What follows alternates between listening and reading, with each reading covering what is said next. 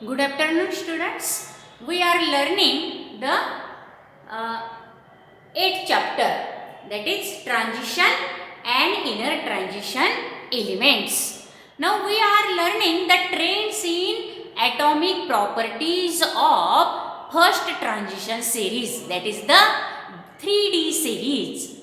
Now we already learned about the ionization enthalpy, atomic and ionic radii, color, then that is the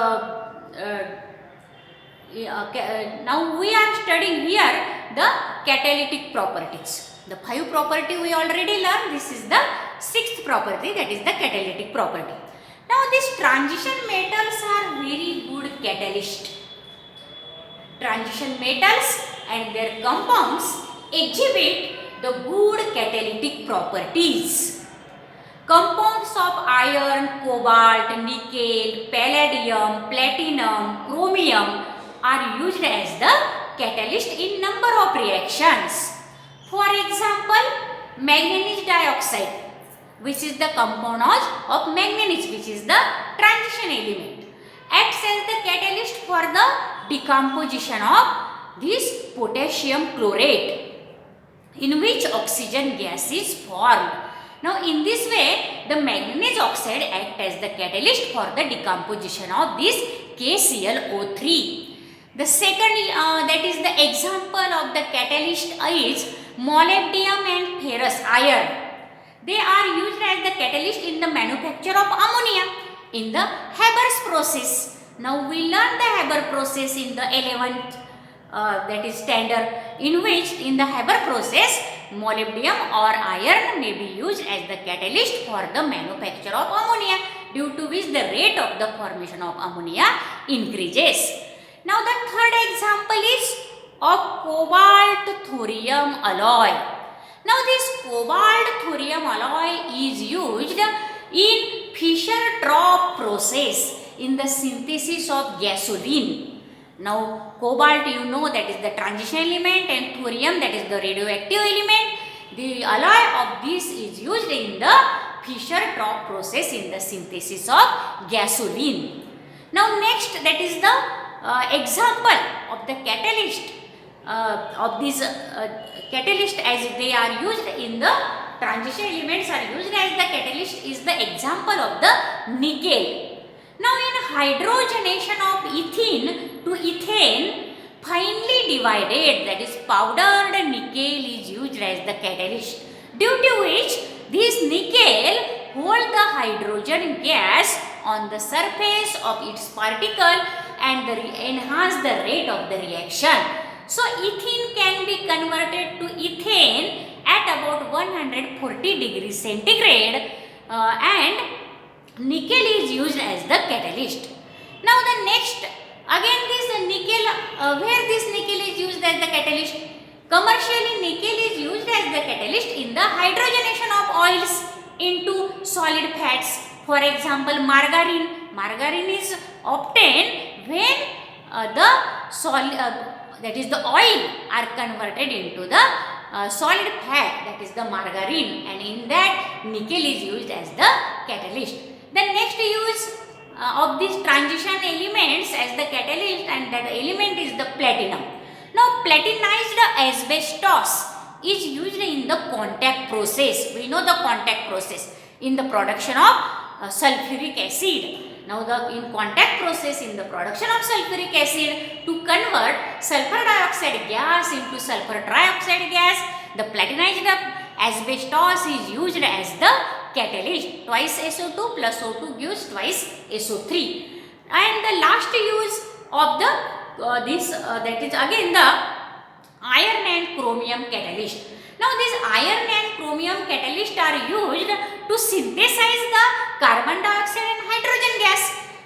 When carbon monoxide and steam, that is the water vapor, reacts at 500 degrees centigrade, at that time carbon dioxide and hydrogen gas are formed. Now these are about the different examples of the transition elements which are used in the catalytic processes into the different reactions. Now let us learn the 7 trends in atomic property of the first transition series, that is formation of interstitial compounds.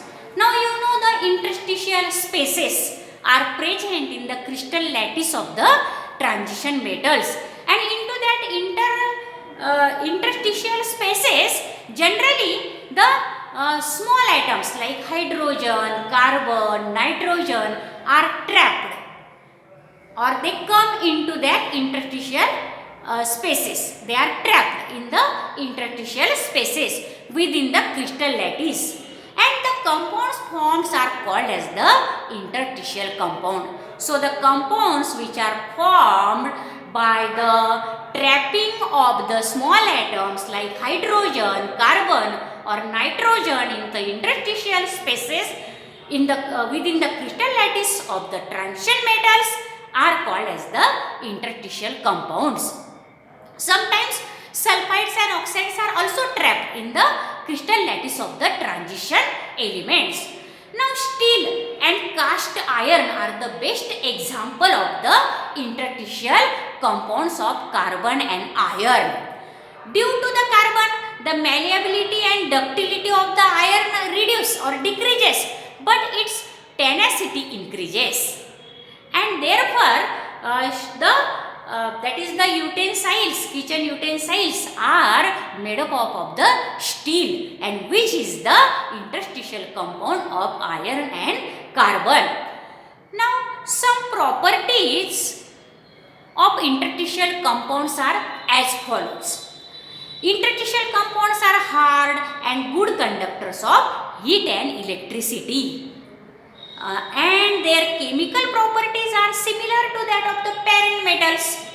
Though they are interstitial compounds, they trapped in their interstitial spaces the small atoms like carbon, nitrogen and hydrogen, but still their chemical properties are similar to their parent metals from which the interstitial compounds are formed. Again, the densities of the interstitial compounds may be less than the parent metals.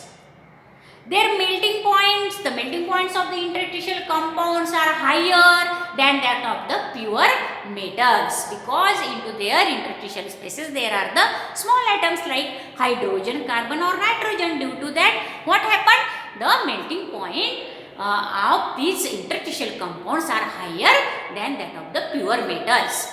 Again, the metallic carbides are chemically inert, which are the interstitial compounds of the carbon and the transition metals, that is the metallic carbides. They are chemically inert compound and extremely hard as that of the diamond. Remember that. They are very hard, that is the metallic carbides, which are the interstitial compounds of the transition metals in which carbon is trapped in the interstitial spaces.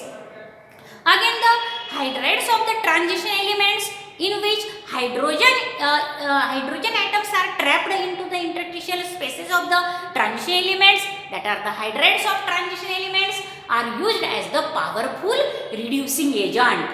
They are used as the powerful reducing agent because hydrogen is trapped into the interstitial spaces of the transition elements, and that are called as the hydrides of transition elements, and they are good or powerful reducing agents. Now let us see the number 8, that is the trends in atomic properties of the first transition series, that is the third series, and that is the formation of alloys. Now you know that the alloys are the mixtures of the two metals or one metal and one non-metal. So these transition metals forms very good alloys. The transition metal forms alloys with the metals having similar atomic radii or the metals having the similar properties. Now always the transition metals forms the alloys with the metals which have the similar atomic radii as that of the atomic radii of the transition elements atoms, or the transition elements having the similar properties with the other metals. They form the alloys with that of the metals. Now let us see how the alloys are formed. Now let us see the classification of the alloys. Alloys are classified into ferrous and non non-ferrous alloys. Alloys are classified into ferrous and non-ferrous alloys. You know the alloys are the mixtures of the transition metals with other metals or within the transition metals also. Now they are of the two types, ferrous alloys and non-ferrous alloys. Now what are these ferrous alloys? Ferrous alloys have atoms of the other elements distributed randomly in the atoms of the iron metal. That means ferrous alloys are the alloys of the iron metals with other metals. But iron is the main constituents into the ferrous alloys. Now here in ferrous alloys, the percentage of iron is more. And so these alloys are called as the ferrous alloys. For example, nickel steel, chromium steel, stainless steel, etc. are the ferrous alloys, in which all these steels the 2% carbon is compulsory there. Now in a nickel steel, iron is in the more percentage and nickel in a small percentage and somewhat carbon is there, 2%. Now in chromium steel also there is the 80 to 90% iron, 10 to 15% chromium and 2% of carbon. And in stainless steel, iron and carbons are the they form this alloy, stainless steel. Now all steel have the 2% carbon. Now the second class of the alloys of this transition elements are the non-ferrous alloys. Now in non-ferrous alloys they are formed by the mixing of atoms of the transition metals other than iron. Now if there is no iron or other transition metals are there, and if they combine with the non-transition elements such as similarly carbon, nitrogen, etc. If the transition metals other than iron combine with the non-transition metal, then there is formation of non-ferrous, that is the alloys. Now this non-ferrous alloys, the best example is the brass, which is a alloy of copper and zinc. You know that brass is the alloy of copper and zinc used in the manufacture of the utensils, and it is yellowish in color, that alloy. Now industrial importance of the alloys. The first industrial importance or use of the alloy is that of the bronze. Now you know that the bronze medals always got the sports, that is the women's or men's, they got the third medal, that is the bronze medal. Now this bronze alloy of copper and tin, and is that is copper and tin is very tough. The alloy, that is the bronze, is very tough, strong and corrosion resistance. They do not corrode, and used for the making of the statues, medals and trophies. This bronze alloy, which is the alloy of the copper and tin, is very tough, strong and corrosion resistance and used for the making statues, medals and trophies. Now the cupra nickel alloy, which is the alloy of copper and nickel, is used for the making machinery parts of marine ships, boats. Marine condenser tubes are manufactured from that, that is the cupra nickel alloy, because they are also corrosion resistant. So the marine parts generally manufactured, marine machinery parts are generally manufactured by this cupra nickel alloy. Now next is the stainless steel. Stainless steel alloy used for the construction of outer fuselage of ultra high speed aircrafts. In the ultra high speed aircrafts, this stainless steel alloy is used for the construction of outer fuselage, outer part of the, that is the ultra high speed aircrafts, because there is no action of any gases on the stainless steel. Now nichrome alloy. Nichrome alloy is the alloy of the nickel and chromium and used in the gas turbine engines, used in the gas turbine engines. This nichrome alloy is used in the gas turbine engines, and again there is the that is the tin alloy or titanium alloy, titanium alloy used for the ultra high speed flights, ships, and for that all these are the industrial uses or importance or uses of the alloys.